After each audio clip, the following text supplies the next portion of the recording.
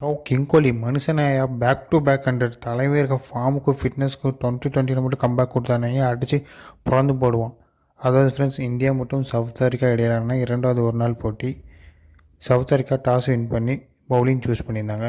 India batting வந்திருந்தாங்க. Opening பேட்ஸ்மேனாக கிளம்புறீங்க Rohit Sharma, Jaiswal. ஆரம்பத்திலே ரோஹித் சர்மா 14 ரன்கள் எடுத்து அவுட் ஆகிட்டார். அதுக்கப்புறம் நம்ம ஜெய்ஸ்வால் 22 ரன் அடித்து அவுட் ஆகிட்டார். அதுக்கப்புறம் நம்ம கோலியோடு சேர்ந்த ருத்ராஜ் கெய்க்வாட் 2 பேரும் நிதானம் ஆடி கணிசமாக நம்மளோட இந்தியா ஸ்கோரை உயர்த்திட்டு வந்தாங்க.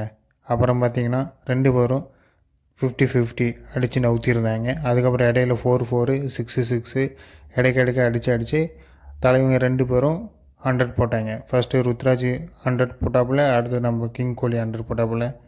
அதுக்கப்புறம் பார்த்திங்கன்னா ருத்ராஜ் கைகாட் 105 ரனில் அவுட் ஆகிட்டாப்புல. அப்புறம் அடுத்து கோலி 102 ரனில் அவுட் ஆகிட்டார். அடுத்து வாஷிங்டன் சுந்தரும் வந்து 8 பால் பிடிச்சி ஒரே ரன் மட்டும் அடித்து அவுட் ஆகிட்டு போயிட்டாப்புல. அதுக்கப்புறம் நம்ம கேஎல் வந்து அவர் அடிக்க ஆரம்பிச்சிட்டாப்புல. ராகுலும் ரவீந்திர ஜடேஜாவும் 358 ரன் இலக்கு வச்சாங்க சவுத் ஆஃப்ரிக்காவுக்கு. சரி 358 ரன் அடித்தோமே ஈஸியாக ஜெயிச்சலான்னு சொல்லிட்டு ஃபீல்டிங் வந்தாங்க இந்தியா. சவுத் ஆஃப்ரிக்கா சைடில் மார்க்ரமும் டிகாக்கும் ஓப்பனிங் இறங்கியிருந்தாங்க.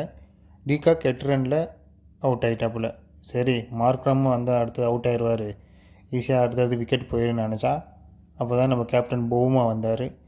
பவுமாவும் மார்க்கரும் சேர்ந்து ஒரு குட்டி பார்ட்னர்ஷிப் போட்டு ரன்னை மேலே கொண்டு போயிட்டே இருந்தாங்க கொஞ்சம் கொஞ்சமாக. அப்புறம் பார்த்திங்கன்னா 46 ரனில் டெம்போவுமா பிரசித் கிருஷ்ணா பாலில் அவுட்டு.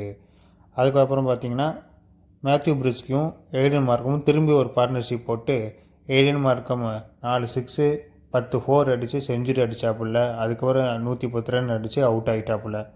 அப்புறம் வந்து டெவார்ட் ப்ரூஸ் என்னன்னு பார்த்தீங்கன்னா, இது ஓடிஐ மேட்ச்சில் இல்லை 2020 மேட்ச்னு சொல்லிட்டு 34 பாலுக்கு 54 ரன் அடித்து 5 6 ஒரு 4 அடித்து அவரும் அவுட் ஆகிட்டு போயிட்டாப்புல ரன்னை ஏற்றி விட்டுட்டு.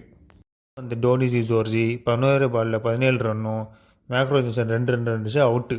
அடுத்து கார்பின் போச்சு 15 பால் 26 ரன் அடித்து கேசவ் மகாராஜா கூட சேர்ந்து 49.2 ஓவரில் சவுத் ஆஃப்ரிக்கா மேட்சை முடித்து இந்தியாவை பொட்டணம் கழித்து அமுச்சிட்டாங்க.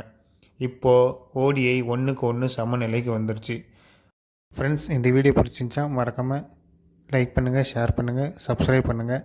அப்புறம் இந்த மேட்சை பற்றி நீங்கள் என்ன நினைக்கிறீங்க, இன்னும் டீம் இந்தியாவில் என்னென்ன சேஞ்ச் கொண்டு வரலான்னு கீழே கமெண்ட் பண்ணுங்கள். நம்ம இன்னொரு வீடியோவில் பார்க்கலாம் ஃப்ரெண்ட்ஸ். பாய்.